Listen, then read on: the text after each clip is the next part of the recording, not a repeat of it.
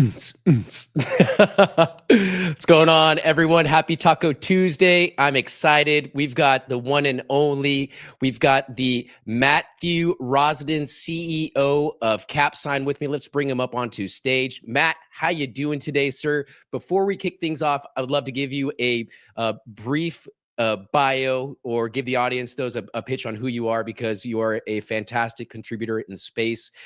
Matthew is a decorated developer and fintech entrepreneur making waves in the world of finance. He's based out of Northern California. Matt is a former Ripple developer and the visionary founder behind CapSign, a next generation platform disrupting capital markets.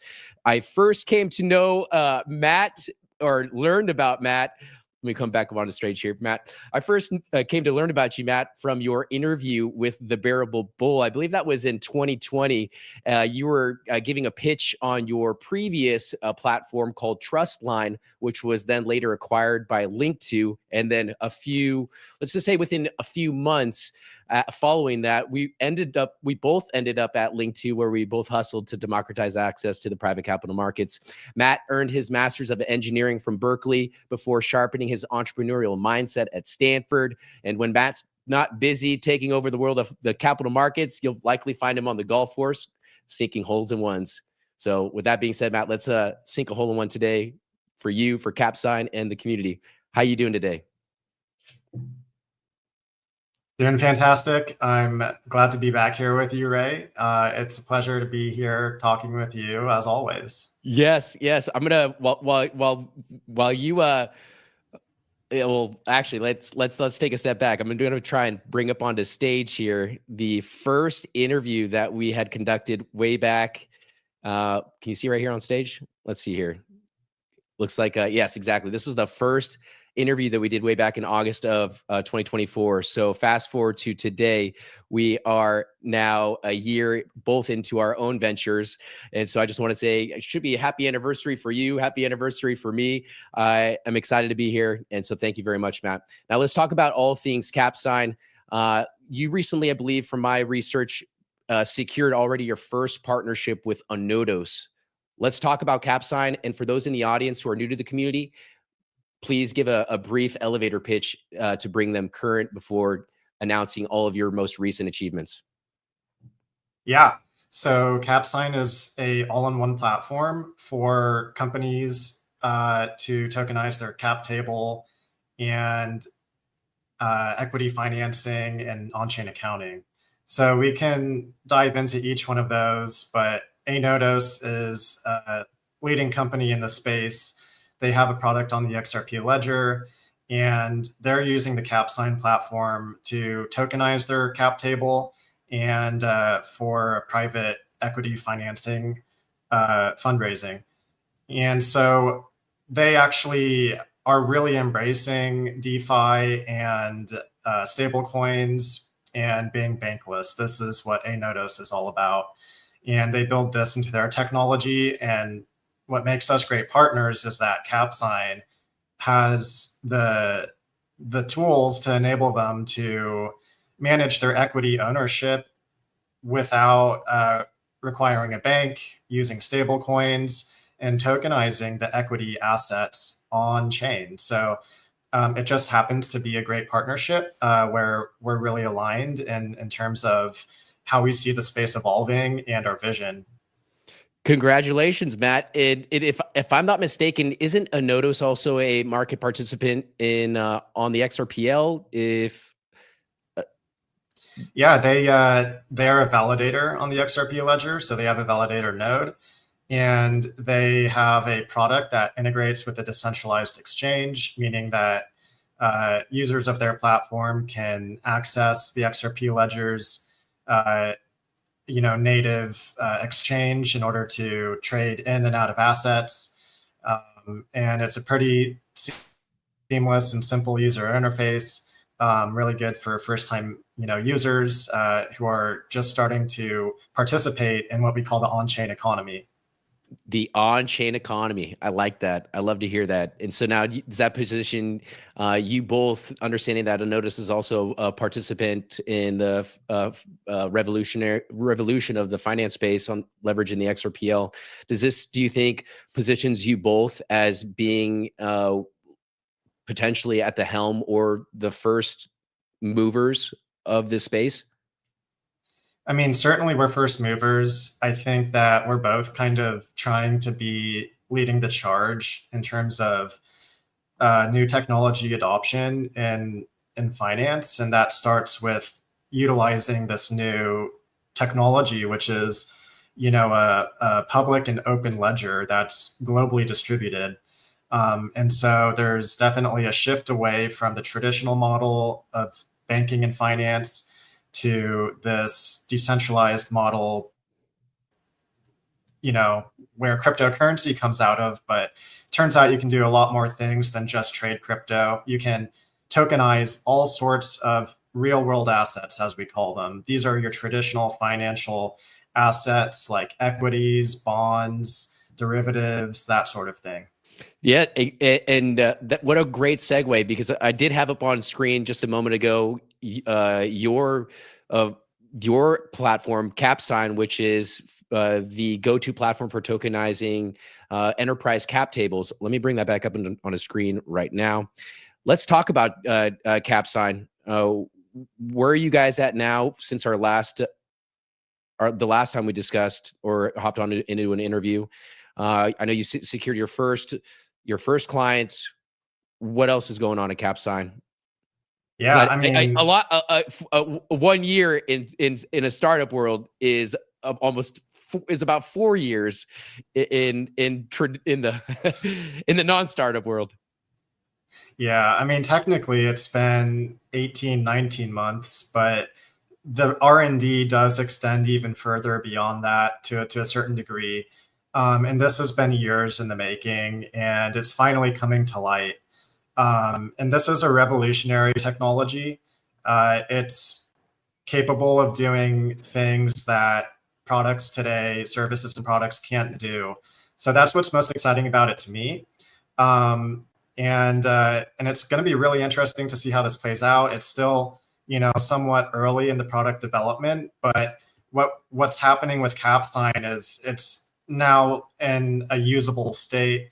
And what differentiates us, actually, I think we're going to talk about this a bit more, but what is a real differentiator and what sets this product apart is that it is 100% on the blockchain ledger, and doesn't have centralized databases in the flow, except for one particular part of the flow where privacy is essential. So we can talk about that, please.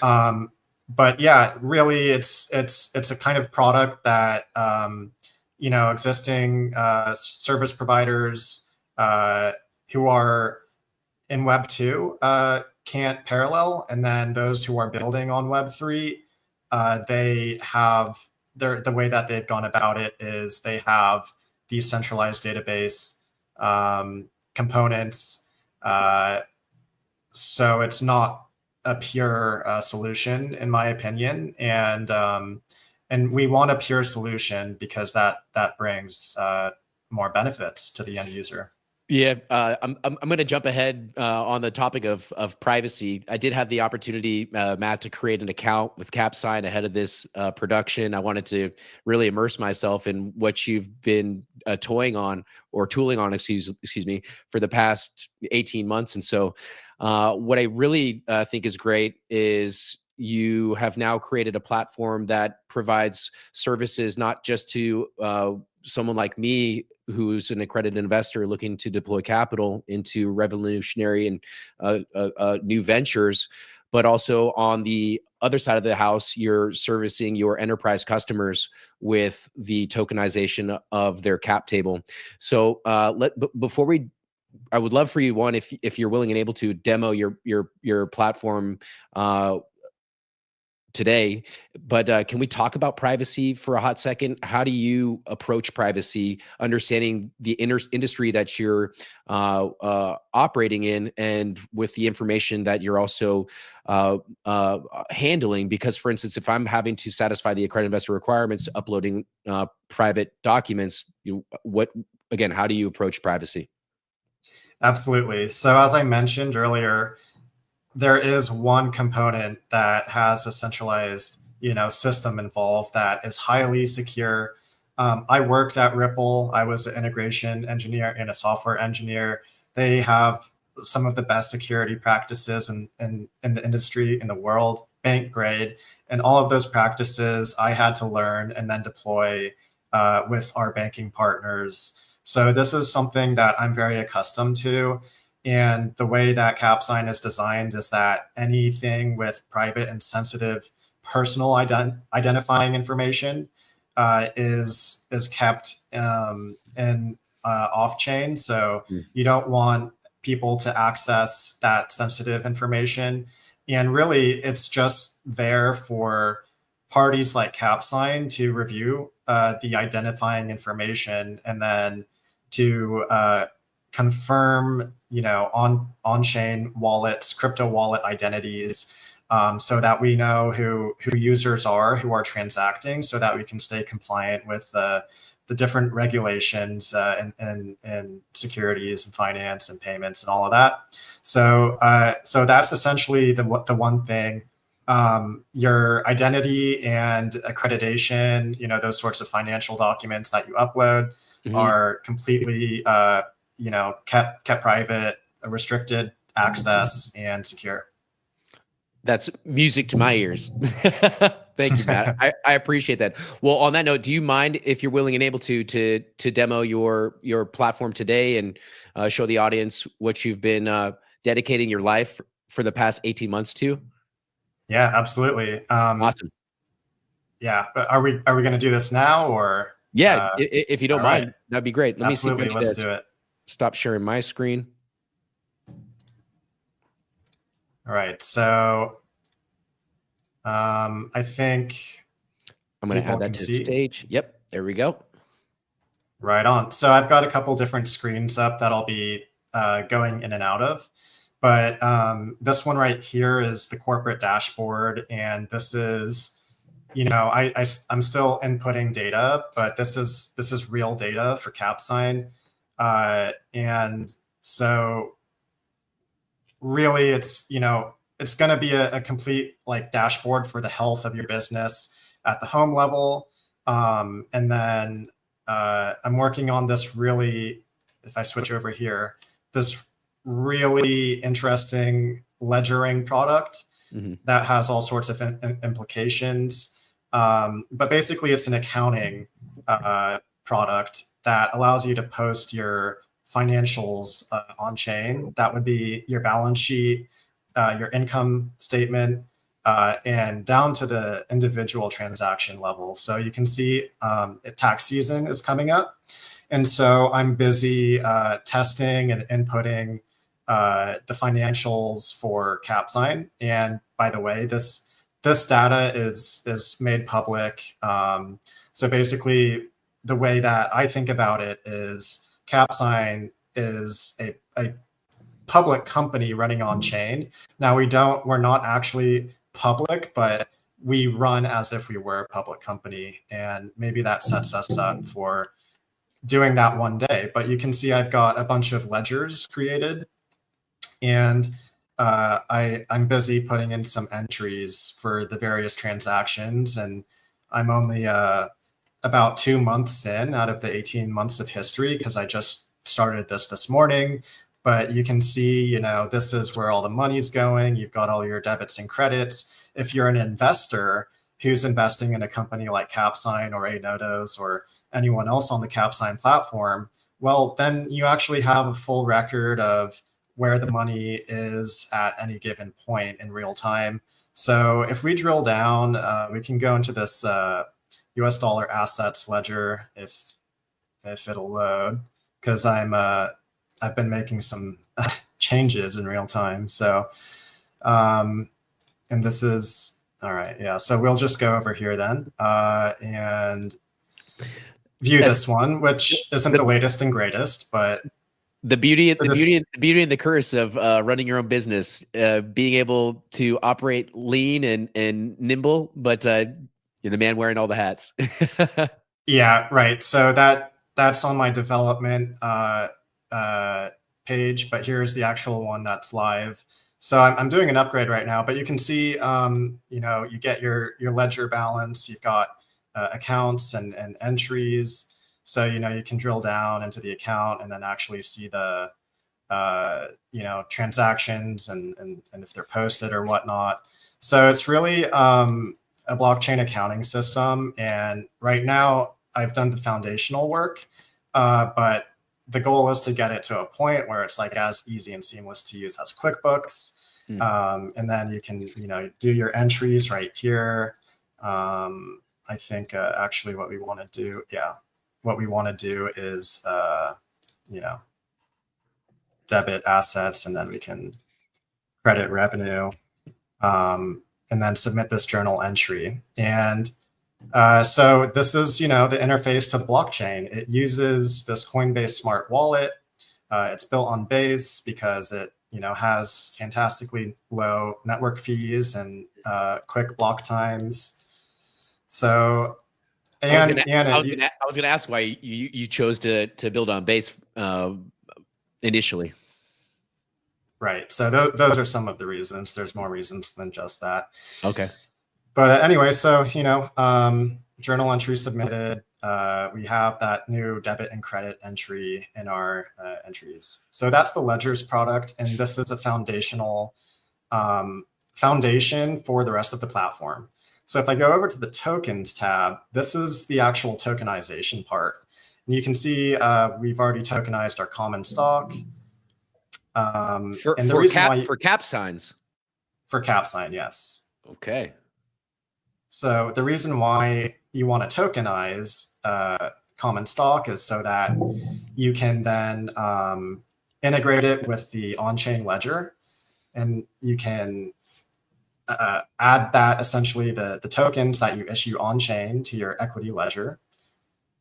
And we've got, you know, some other crypto assets here where you can, you know, go in, send and receive, swap. And from a management perspective, administrative and legal perspective, it works kind of like other equity management solutions where you have all these administrative controls, and you can create the actual asset. And we're supporting a variety of different assets, from share classes to employee stock options, and things like that. So this all ties in together along with the equity investment piece. So if you want to create a new investment offering, you can select the asset that you've tokenized. So we saw a CapSign common stock. Let's say that I want to raise some capital, you know, maybe $500,000. You would just fill out this form and select the applicable, you know, federal securities exemption. What that means is basically how you can sell a security under the rule of law. And basically, you know, you submit, you know, documents that you want to present to the investor and various other details, submit that, create the offering. And then that will give you an offering that you can manage. So you can see here, I have a CapSign Inc. preferred Series C offering that's active. And this is just a demo environment, right? So we've raised 4 USDC. We have a goal of 750,000. Gives us our progress. We're able to edit some of the details. We have an investor whitelist. We can manage the documents that investors see. There's, you know, a way to share this private link with investors, and then we have some insights as well. So this is basically, you know, for this type of offering, a certain 35 non-accredited investors can invest. So This is basically showing, who's invested, whether they're accredited, and that sort of thing. Now, would this data then be for on the investment side of the house? Would it be then communicated to a service like PitchBook where it would display most recent rounds or investments? Yeah, absolutely. So one of the cool things about CapSign, again, if you're investing in a company, you can see that data in real time. And so services like PitchBook can then ingest that data and post it onto their platform where there's a huge, distribution. And so that's really kind of the strategy. Is I see CapSign as like a technology layer, kind of like the blockchain itself. People can read the data and put it into their own data systems, but also, you can straight up use it through the CapSign app. One more thing, real quick. There's the actual offering page. Take your time, Matt. The actual offering page, right? This is what you would see as an investor. It's a pretty simple form. And I actually have if you could see my other window that I brought up. Yep. Okay, great. So this is what you would see as an investor. We can, actually see the investment contract on BaseScan, which is a block explorer. You can see the code, and what you're buying because it tells you all the information, the actual price per token. You can view the documents associated with the investment offering. So this is a pitch deck. And then, documents that require signing for a legally binding agreement. And then, minimum investment in this case, because it's a demo environment, 1 USDC. So we'll enter 1 USDC, certify we've read the documents and that we're entering into this transaction. And it shows us, 1 USDC will be taken out of your wallet. And this is actually going to go into an escrow. So in order for the company to receive that money, they're going to have to countersign the investment, just like they would with the paper document. So you can see that this is the investment. It hasn't been countersigned. So if we go back here, we can, this is as CapSign, we can see there it is. We'll countersign that. Our balance is 114 USDC. But before I do that, going back to the investor page, I just want to show the dashboard. So this investor already has 3 shares of preferred series seed stock. Now, once we confirm this, our balance of 114, if I just refresh the page, is now 115. So we received that money. And on the investor side, we refresh that page and we see our balance went from 3 to 4. So it facilitates the investment of capital into companies through the offering and does the exchange of capital for the tokenized equity all in one fell swoop. And that's really part of the innovation here. And then furthermore, it's not quite there yet, but the accounting ledger will also be reflecting this on the company's books, books that you would report in your financial statements and whatnot. So it'll be present there too. And so it really automates all of these steps that are kind of difficult. Like if you're an entrepreneur, business owner, you'd have to have the knowledge of how to do all of this yourself. But with CapSign, it kind of encapsulates everything together, makes it super simple to raise money, to manage your books and manage your shareholders. Incredible, Matt. So CapSign is the go-to platform for providing tokenization as a service to, again, business owners that want to tokenize their cap table. And by doing so, you're now converting the ownership records of such company into digital tokens on, I believe, the XRP ledger. Each token represents, that would be then leveraging and if I'm not mistaken, because actually, yeah, shifting gears, CMX is a token available within your platform. Is that then the chain that you're leveraging for or to empower your platform? And then on the topic of CMX, since we're talking about digital tokens, is this a token that you envision trading on third-party exchanges, or is this only to cover the gas fees within your platform? Those are great questions. So for the audience, what Ray is referring to is Oh, okay. CMX, this token right here. You bring it And up on stage? Okay, there we go. Boom. oh yeah, sorry. This token right here, so CMX. This is a new crypto asset, and it is central to the CapSign product and ecosystem. So while I'm building on Base and also have plans to deploy this on the XRP EVM sidechain, CMX is central to the strategy. CMX is a token. It's not yet released. I'm testing it out right now. But essentially, it serves multiple functions. So the first function that it serves is like as a payment token. So in order to use the CapSign service, it will actually require payment in CMX.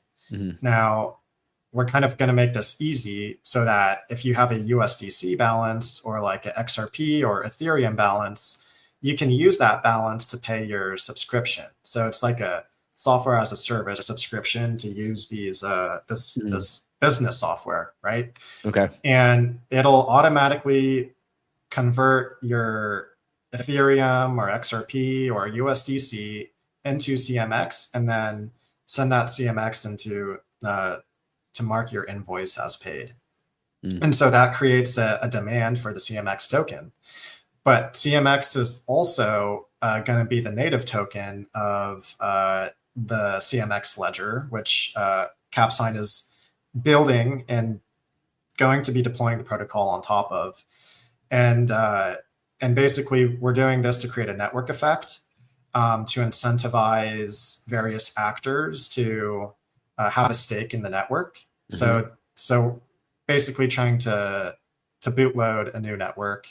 And the network would be, not a layer one. I think there's enough layer ones out there. So it would be more like a layer two network built on top of, Ethereum and XRP. So that is the goal. So CMX, fixed supply, segregated ledger. So there's a couple of key distinctions why layer two is needed. And it's really focused towards kind of real world use cases. Okay. And having a segregated ledger to ensure that, it's the most kind of like very regulatory compliant. So yeah, hopefully that kind of answers some of those questions. Congratulations, Matt. I think you've achieved such a great height in only a little over a year. So kudos to you. That's your application is not only revolutionary, but it's looking sexy, Matt. You've done some good upgrades not only to your brand but the interface, the UI UX of the platform itself. Before I let you go, because I know that we're getting close to the end of our chat here, how do you envision CapSign to stand out against its competitors? And and on the topic of that, of this having, we both had a wonderful opportunity to work at Link2.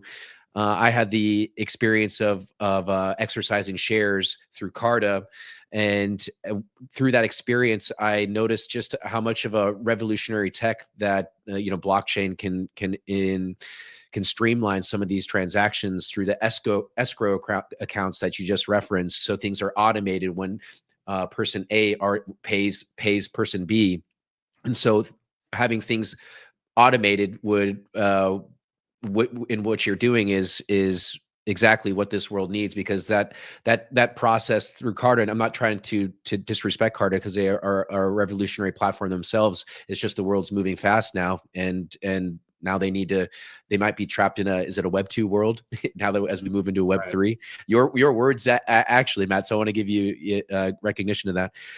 But is how do you anticipate to stand out amongst your competitors moving forward into this Web3 world? Yeah, exactly. So, Carta isn't integrated, with banking. They're kind of separated. CapSign is integrated with the, payment layer. So it kind of makes things more efficient. You would be able to exercise shares or stock options on CapSign. That's coming pretty soon. You get the benefits of transparency, and Carta has a bunch of proprietary data on their customers, and they've gotten fire for leveraging that data to expand their brokerage business, and this caused a media uproar. So there's definitely faults to be found with their approach, and by adopting Web3, it really kind of creates this new standard for how we can do things and how we can improve upon, like access controls and all sorts of things. And so we're really at the beginning, but it's super exciting to see how this all plays out. Mm-hmm. I would say, CapSign is like a technology layer. So we're creating data standards that even Carta can plug into. I know there's a bunch of competitors, AngelList, et cetera. And so that's why, having a network token is actually so important. Maybe that can help incentivize some of these players to actually come on board and actually adopt a global standard. So part of the point is we want this to be a global, with the partner Enodos that we're working with. They're taking investment from various different countries. And so, I'm working with them to make sure that they stay compliant with the securities regulations. And there's no, it makes sense to have this product on blockchain when it is global, and then also so that there's no kind of central authority dictating the terms. When it's a global product, like that creates maybe some counterparty risk and things of that nature. And with your tiered pricing structures, for those in the audience that are interested in engaging with your services, I did reference those or put those up onto the screen. Do you mind talking about how you came to offering these separate services, or can you talk about these 3 separate services, Matt? Yeah. Pricing as a startup is something that is continually evolving, but I kind of landed on this because we don't want investors to have to pay anything. We want to make it as frictionless as possible. Yep. Something that I wanted to mention is that gas fees are sponsored and will be sponsored on the CMX network. So basically, you can use it for free. You don't have to have the native token. By gas sponsorship, that means, CapSign will basically pay the transaction fee for you. For the seed plan, this equates to like $1,200 per year. Carta will charge similar companies like around $6,000 per year. So this is really giving smaller companies, able to really leverage the platform in order to not only save time and money, but to really help them launch and do so. Startups are very, you want to save everywhere you can. And then at the enterprise level, it's really depending on how big the company is, need to customize, contracts on a one-by-one basis. You're absolutely right. Pricing, or just the responsibilities of navigating the early startup phases and developing the pricing structures and just everything that you're doing, Matt. I commend you, sir. It's no easy feat, and it's a 24-hour, 365 day grind, day in and day out. So again, congratulations to you and the team at CapSign. I do want to shift gears. You know, this is a wonderful opportunity to have you on the channel, Matt. There have been some recent developments in the XRP community. I do want to bring up the fact that just today, Ripple announced their I think it was $1.25 billion acquisition of Roadhouse, the prime broker, which they themselves process, I believe, 3 trillion in assets annually. Let me. Hopefully, I'm not butchering that. I'll bring up the data points here shortly. But what does this mean for the ecosystem? Does this well position Ripple as becoming the Amazon of finance? You being a former Ripple developer, is this a surprise to you? Or what's your 2 cents on this recent development? Yeah, so Ripple is a blockchain payments company, and they're operating globally. This acquisition of Hidden Road. They're a UK-based company, and essentially what this acquisition allows them to do is offer kind of a prime brokerage to their customers. The way that I see it, and I could be wrong, but it improves the kind of short-term credit facility, credit for cross-margining and collateral and FX and global payments. And so these are tools that financial institutions use to kind of optimize their cash flow, and when they're transacting 3 trillion annually, they really use these operational tools to optimize their cash flow. And so these are advanced tools, things that hedge funds will use, tools that banks are going to use, and it really puts Ripple in a position to better compete, especially against Swift, who already has these sorts of connections. So they're really taking a big step here in order to bolster up their institutional offering. 100%. They're using RLUSD as a collateral within their system, leveraging the XRPL. I saw even your system, you already have RLUSD as an integrated stablecoin within your platform. Was that by chance, or are you preparing yourself for what's coming down the pike? What are your thoughts, Matt? Yeah, just preparing for what's down the road. Integrating with the XRP ecosystem, you definitely would be using RLUSD, so that's on the table, and even tokenization of Ripple equity is kind of like on the table as a shareholder. Like, I think that that's definitely like a possibility as a secondary book of record, at least. So we'll see. Will CapSign be the go-to facilitator of that, or do you think Link2, who is a platform for distributing or being a go-to platform for investing in Ripple equity, is positioned to play in that landscape as well? What are your thoughts?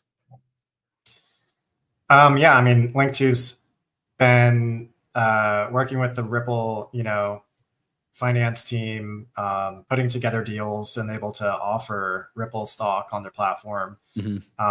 And so they've been doing this for a long time, and it'll be interesting to see. I think that companies like Link2 could definitely benefit from tokenization, on-chain governance, these sorts of things. With the management shakeup at Link2, it's we have high hopes. So I really don't see them as a competitor. I see them as potential user of the platform. That's really great to hear, Matt. And on the point of the tokenization for me, I thought it was really interesting or timely. I brought up on the screen the annual chairman's letter from Larry Fink, the CEO of BlackRock. He wrote his annual in this annual letter. Obviously, he gave updates on the company, what their aspirations are, but I thought a section on tokenization was very impactful, at least for me, because coming from Link2, where the key mission is to democratize access to the private capital markets on BlackRock's marketing materials. Democratization is tokenization was the key slogan. Do you think that that there's a there with I don't want to say, I mean, to your point, is Link2 then well positioned to be that facilitator of tokenizing the private equity and for these companies? But as you mentioned, I guess yes or no. I'm sorry. Maybe I misunderstood you. Well, let me say maybe, because when we talk about democratization of investing, and especially Yeah. in private companies, I really don't know what Larry Fink or other people are saying by that. But what it means to me is it should be able to allow retail investors to invest in private assets up to a certain limit. And none of these guys are actually saying that. So it's unclear what they mean, but that's what I mean. And Yeah. so I actually have a very clear plan to enable this. It's through regulation crowdfunding. Equity crowdfunding is a way for private companies to raise from retail investors. And it's a regulation, so there's investor protections involved. However, it's not currently possible to do this on blockchain for reasons that I won't get into, but basically, it requires working with the SEC in order to allow that to happen. So all of the ICOs that we've seen in the space weren't really kosher with the rules. But if we can somehow make it compatible with blockchain regulation crowdfunding, then we can make legally compliant ICOs a reality. And so I'm actually meeting with the SEC Crypto Task Force on tax day to kind of go over my plan for how to enable this. And that will be the true democratization of private investing, in my opinion. Good for you, Matt. Good for you. Proud of you, sir. Well, hey, I know I've taken up plenty of your time. We've discussed everything from CapSign and the accomplishments and revolutionary tech you're building and have achieved as of late. I've talked about Ripple's recent announcement of their acquisition of Hidden Road. On the topic of fintech and this wave of innovation, I sure would love to get a forward-looking statement or what maybe your best prediction, if possible, of a. Let me bring this up on the screen here. Who you think is going to potentially IPO first? Are we going to see Circle IPO first, a Ripple IPO, or who's not on the screen here aside from Kraken is maybe Consensus. I think with this stablecoin regulations on the fold, that would potentially put a considerable amount of wind in the sails of these issuers. So what are your thoughts? Who do you think was going to IPO first? There's a lot of curiosity and speculation going on on this very topic. Yeah, I love this. Well, from my understanding, Me it's too, Matt. definitely. Come on. I don't know if this comes as a surprise, but it definitely will not be Ripple. I think that they plan to stay private, and there's no incentive for them to go public. But I believe Circle has put out their prospectus, and so they are geared to go public relatively soon. I expect that they will. And Kraken is also up there. And anticipating IPO in my mind, but not quite as far ahead as Circle is towards getting there. So I think we see Circle. Circle. Okay. All right. That's still. I'm good with that. I got a little position in the Circle internet financial domain, so I'm feeling froggy either way. So thank you for swinging away on that one, Matt. And before we close things out here, I will be in back in New York. I was actually in New York last week. I attended Wharton, their demo day, where they had fintech leaders. Actually, I believe the chief legal officer of Circle did speak right alongside the chief legal officer of Ripple, Stu Alderati. They had Chris Giancarlo, former CFTC chairman, and a few other, I would say, really profound contributors of the space that spoke at Wharton's event on Friday. It's probably the closest I'll ever get to an Ivy League outfit, but it was good to be in that room. But I'll be back in New York this coming week. I'll be brushing elbows with a dear friend of mine. He's also an XRPL blockchain developer, Boone Bergsma. Which are you familiar of Boone? Yeah, I've met Boone at Apex. Oh, you have? Yep. Oh, very cool. Excellent. I'm actually going to be in Apex in Singapore in June. I believe that's June 8th through 10th. So for XRPL Apex in Singapore, I'm really excited. But before that, it's tokenized this. This is a quote unquote the largest RWA conference of 2025. I'm excited. I'll be there present as media covering the event, interviewing panelists and attendees. Who else is going to be there is James Wallace, the VP of Ripple, Carlos Dominguez, the CEO of Securitize.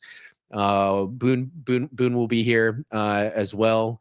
And I actually, which they just made an announcement that Eleanor Terrett's going to be the key moderator. So it should be a world-class production, and it's going to be at the Glass House. It's the same location that Circle had their, I'd say, bigwig conference the same day as Ripple's proper party in New York. So I had the opportunity to walk from the Circle event with Link2 CEO Joe Ndoso and my mom. It was a great conversation and a good time. We were strolling in the rain, and my mom was like falling over holding her umbrella, and Joe is calling her Mrs. Poppins, and my mom still talks about that moment. But anyways, so if I don't know what you're doing, Matt, but if you're available, it's going to be April 16th through the 18th. It's tokenized this. There's going to be some heavy hitters presenting throughout the 3-day conference. I'll be out there. And I think on the 18th, I'm reaching out to some of the locals of New York to organize a XRPL member meetup Friday evening. So that's in the works. I'm waiting for some phone calls back. I think I'm scaring some people right now. But anyways, Matt, is there anything that we haven't discussed or anything top of mind that you'd like to share before I let you go? Now is the time. Well, that's tough. I think I'll just keep it quiet and tight-lipped for now so that there's, something good for next time. Excellent. I love to hear that. Where can those in the audience find you? Best way to reach out to you and learn more about CapSign? At Matt Rosendin on Twitter, Mattrosendin, at CapSign Inc. on X. Sorry, I should say CapSigninc. CapSign.com. Live today, try it on base or the testnet. Happy to take a call. Happy to, map out your use case. I'm already doing that with some other early preview or beta customers. So if you want to be a part of the on-chain revolution, just give a shout. Knock on Matt's door. Well, Matt, it's been quite the honor and privilege to get back into this virtual metaverse world like we did last time. Great conversation as always. Looking forward to hopefully brushing elbows with you in Midtown Manhattan for the Tokenize This conference next week. And yeah, appreciate you. It's always a pleasure getting back into the ring. So kudos to you. Let me know how I can help you in any capacity or tap on anybody within my community to help you and the team at CapSign. Got nothing but love and respect for you and the team. So Matt, appreciate you. Thanks for joining this Taco Tuesday on my channel. And again, it's been quite the honor and privilege. I hope you have a great rest of your day. been great, Ray, as always, and congratulations to your success as well. It's been really great. Can't wait to see you soon. Excellent. Boy, love you mucho, Matt. Talk to you soon, sir.